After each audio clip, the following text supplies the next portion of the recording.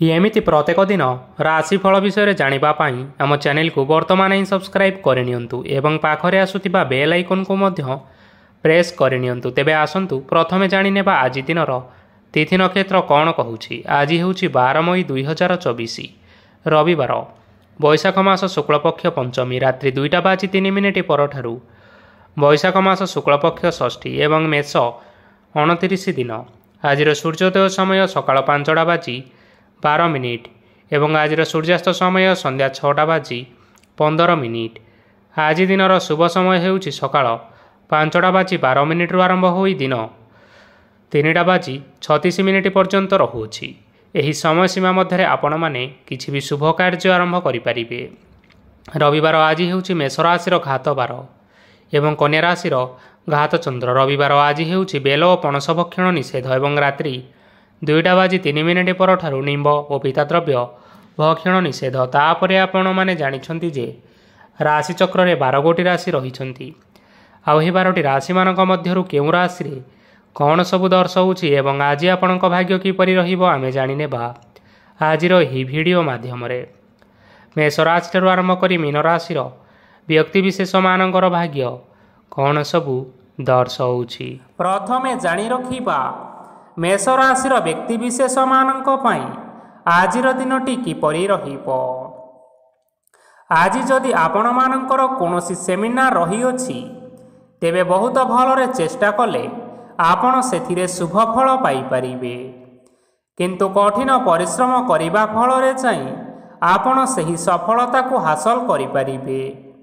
धन संबंधी कोनोसी समस्या आसी पारे, तेणु आज आपण माने टंका खर्च करिबा समय रे टिके जगी रखी करी खर्च करिबा पई चेष्टा करंतु। आज आपण मानकर मन धार्मिक स्वभावर रहिबो, तेणु आपण माने आज धार्मिक स्थल रे दान धर्म करी पुण्य अर्जन करिबा पई चेष्टा करंतु। धार्मिक स्थल रे दान धर्म करिबा हेतु समाज रे मान सम्मान बढ़िबो एवं आपण मानकर आर्थिक समस्या मध्य दूर हेबो। गुरुजन लोकमानकर आशीर्वाद नियंतु। लोके आपणक उपरे बहुत खुशी रहिबे एवं आपणकु बहुत मान सम्मान मध्य मिलिबो।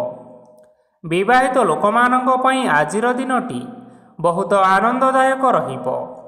जीवन साथीଙ୍କ सहित आजी कोनोसी जागा को बुलिबा पई जाई पारंती एवं मन प्रफुल्लित रहिबो। प्रेम मामला रे आजिर दिनटी आपण मानकर सपक्षरे रहिबो। आर्थिक समस्या थिले मध्य आज घर को किछि नूतन एवं मूल्यवान जिनिसपत्र मध्य आनी पारंती।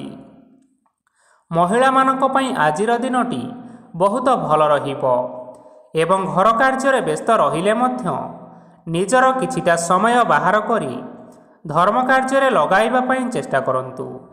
देखिबे मन को शांति मिलिबा सहित भगवानकर आशीर्वाद आपणक उपरे सदा सर्वदा रहिबो। छात्र छात्री माने आजी किछि नूतन शिक्षा आरंभ करि पारंती।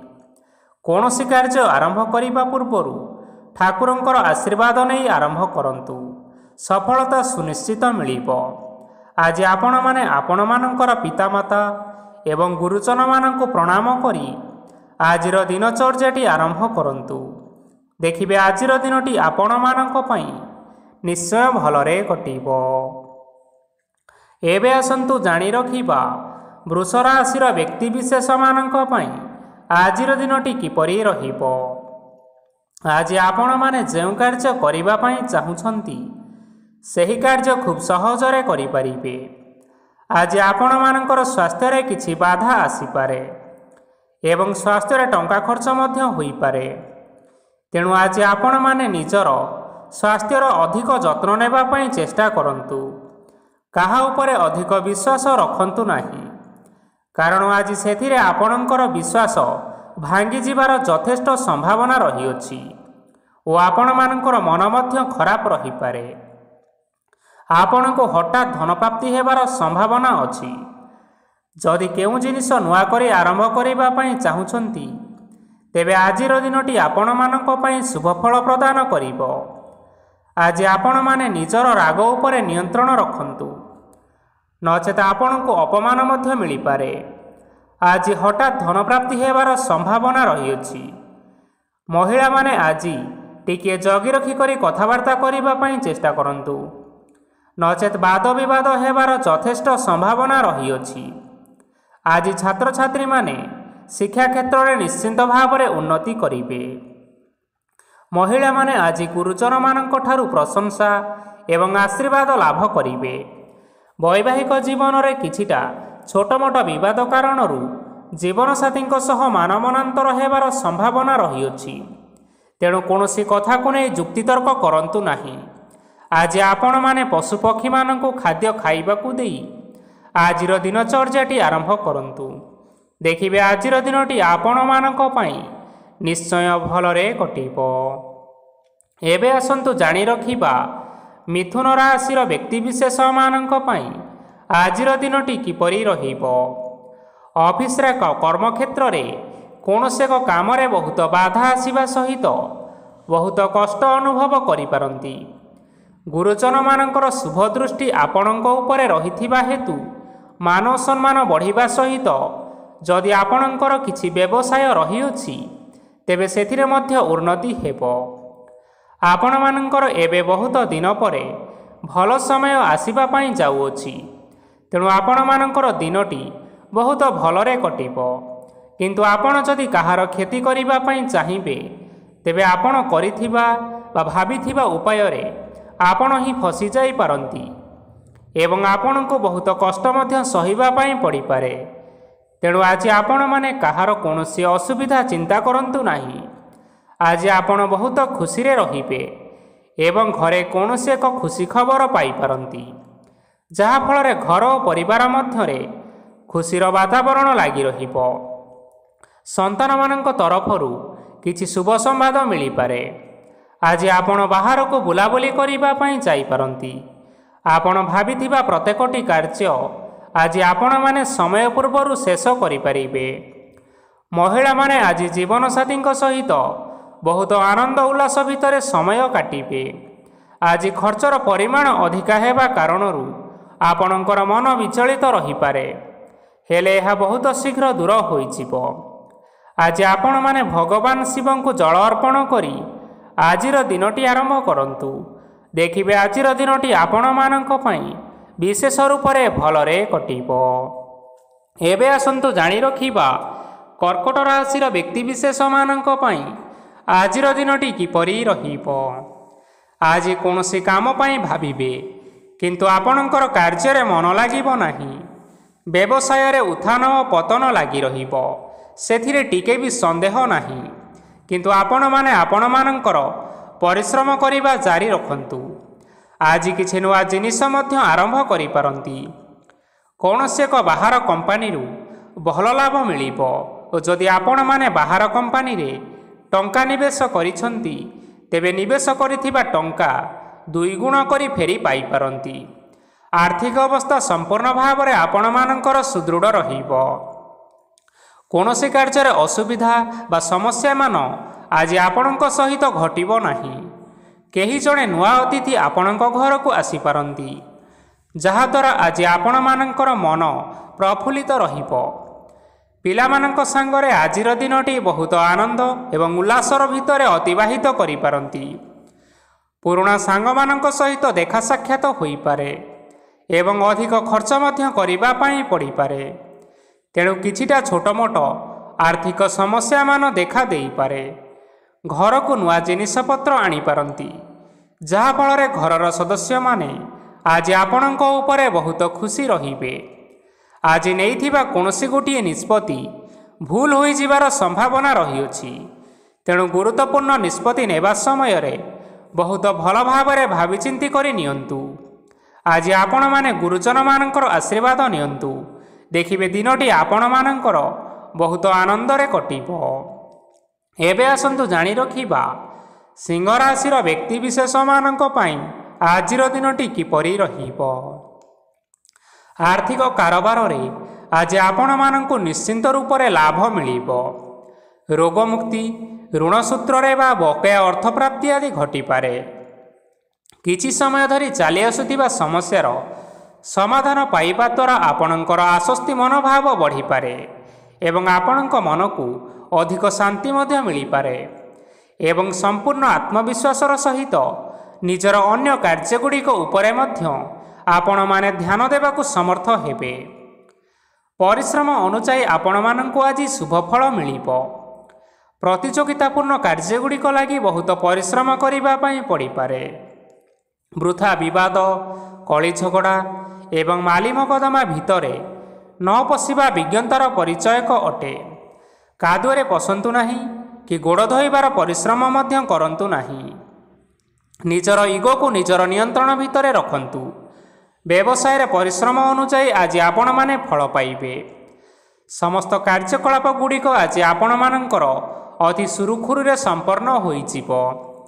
ଚାକିରି କରୁଥିବା ଲୋକମାନଙ୍କୁ ଛୁଟି ସମୟରେ ମଧ୍ୟ ଅଧିକା କାର୍ଯ୍ୟ କରିବା ପାଇଁ ପଡ଼ିପାରେ। ଜୀବନସାଥୀଙ୍କର ସ୍ୱାସ୍ଥ୍ୟ ବିଷୟରେ ଟିକିଏ ଚିନ୍ତା କରିବାକୁ ମଧ୍ୟ ପଡ଼ିପାରେ। ଆଜି ଚାପ ଯୋଗୁଁ ମାଂସପେଶୀୟ ଯନ୍ତ୍ରଣା ହୋଇପାରେ।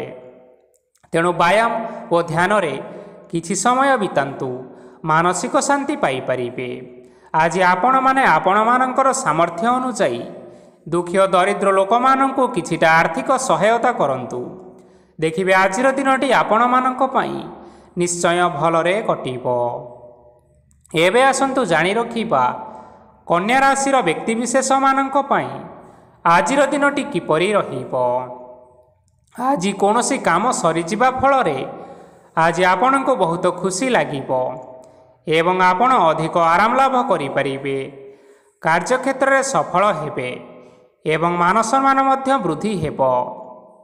ଗାଡ଼ି ଓ ଜମି ଭଳି ଜିନିଷପତ୍ର ଆଜି କିଣାକିଣି କରିପାରନ୍ତି।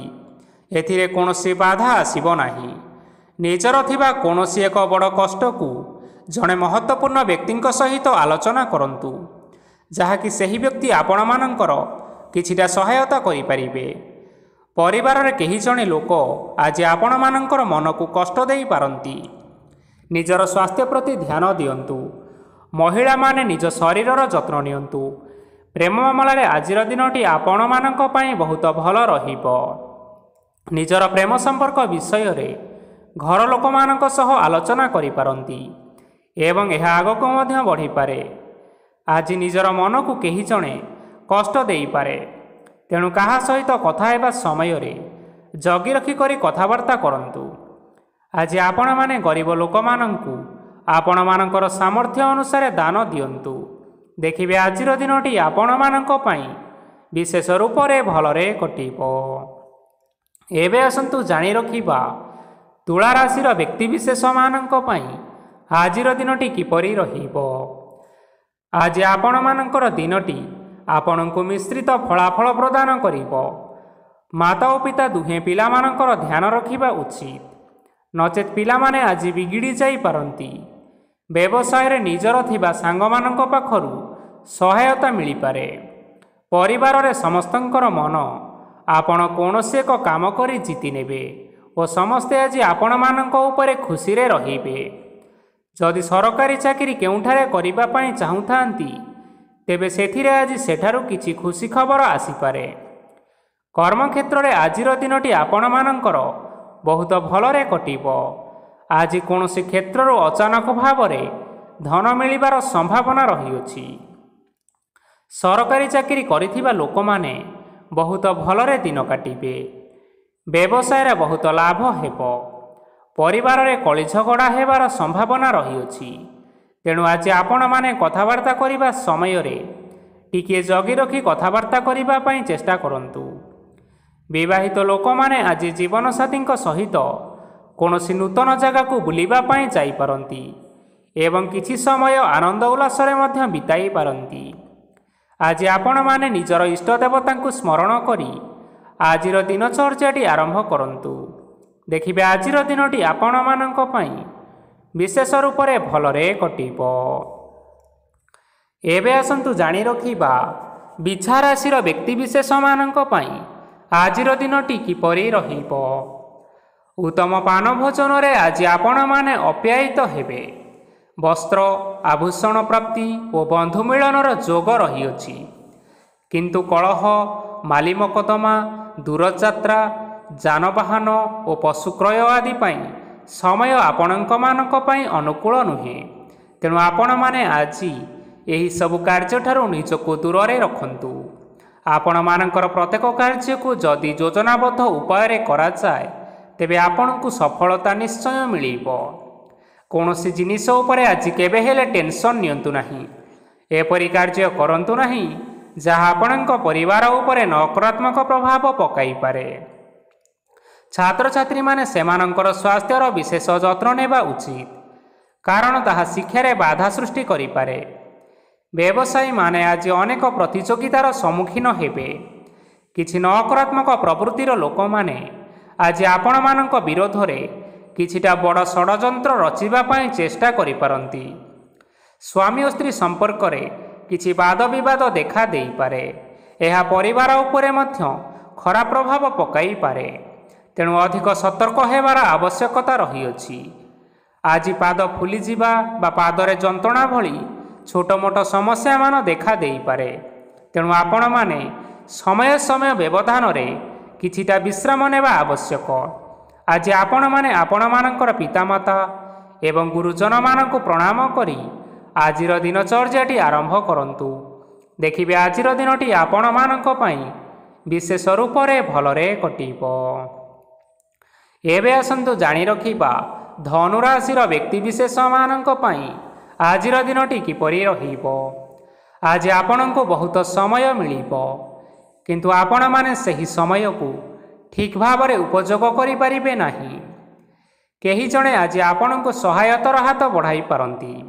ତେଣୁ ଏହି ସୁଯୋଗକୁ ଆପଣମାନେ କେବେ ହେଲେ ହାତଛଡ଼ା କରନ୍ତୁ ନାହିଁ, କାରଣ ସେଥିରେ ଆପଣମାନଙ୍କର ଭାଗ୍ୟ ପରିବର୍ତ୍ତନ ହୋଇଯିବାର ଯଥେଷ୍ଟ ଭାବରେ ସମ୍ଭାବନା ରହିଅଛି।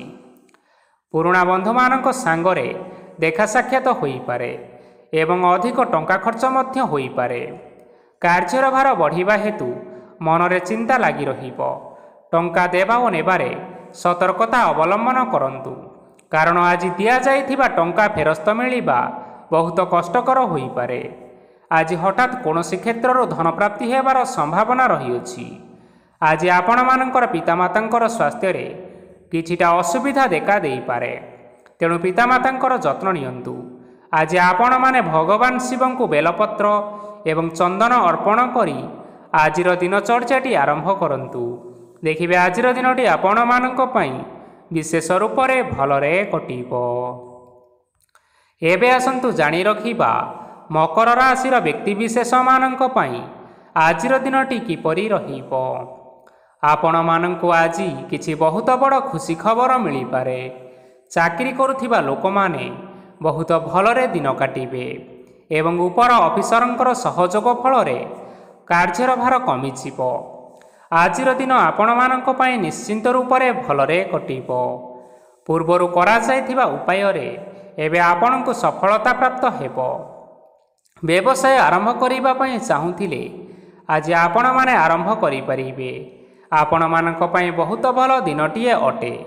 ଘରେ କିଛି ଛୋଟ ମୋଟ ଅସୁବିଧା ଦେଖା ଦେଇପାରେ, କିନ୍ତୁ କିଛି ବଡ଼ ଅସୁବିଧା ହେବାର ସମ୍ଭାବନା ନାହିଁ। ଆଜି କୌଣସି ଛୋଟ କଥାରେ କେବେ ହେଲେ ରାଗନ୍ତୁ ନାହିଁ। ଧୈର୍ଯ୍ୟ ଧରି କାର୍ଯ୍ୟ କରିବା ପାଇଁ ଚେଷ୍ଟା କରନ୍ତୁ, ନଚେତ୍ ସବୁ କାମ ଭୁଲ ହୋଇଯିବାର ସମ୍ଭାବନା ରହିଅଛି। ଆଜି ଆପଣମାନଙ୍କ ଘରକୁ ଅତିଥି ଆସିପାରନ୍ତି ଏବଂ ସୁସ୍ୱାଦୁ ଭୋଜନର ମଧ୍ୟ ଯୋଗ ରହିଅଛି। ଆଜି ଆପଣମାନେ ଯାନବାହନ ଚଳାଇବା ସମୟରେ ସତର୍କତା ଅବଲମ୍ବନ କରନ୍ତୁ। ସନ୍ଧ୍ୟା ସମୟରେ କୌଣସି ବନ୍ଧୁଙ୍କ ସହିତ ଭେଟ ହୋଇପାରେ ଏବଂ ଅଧିକ ଟଙ୍କା ଖର୍ଚ୍ଚ ହୋଇପାରେ। ତେଣୁ ଦେଖି ଚାହିଁ ଖର୍ଚ୍ଚ କରିବା ପାଇଁ ଚେଷ୍ଟା କରନ୍ତୁ। ଆଜି ଆପଣମାନେ ଗାଈକୁ ରୁଟି ଏବଂ ଗୁଡ଼ ଖାଇବାକୁ ଦେଇ ଆଜିର ଦିନଚର୍ଯ୍ୟାଟି ଆରମ୍ଭ କରନ୍ତୁ। ଦେଖିବେ ଆଜିର ଦିନଟି ଆପଣମାନଙ୍କ ପାଇଁ ବିଶେଷ ରୂପରେ ଭଲରେ କଟିବ। ଏବେ ଆସନ୍ତୁ ଜାଣି ରଖିବା କୁମ୍ଭ ରାଶିର ବ୍ୟକ୍ତିବିଶେଷମାନଙ୍କ ପାଇଁ ଆଜିର ଦିନଟି କିପରି ରହିବ। ବ୍ୟବସାୟରେ ଭଲ କରିବା ଫଳରେ ବ୍ୟବସାୟରେ ଉନ୍ନତି ପରିଲକ୍ଷିତ ହୋଇପାରେ। ଛାତ୍ରଛାତ୍ରୀମାନେ ପରୀକ୍ଷାରେ ଉତ୍ତୀର୍ଣ୍ଣ କରିବେ।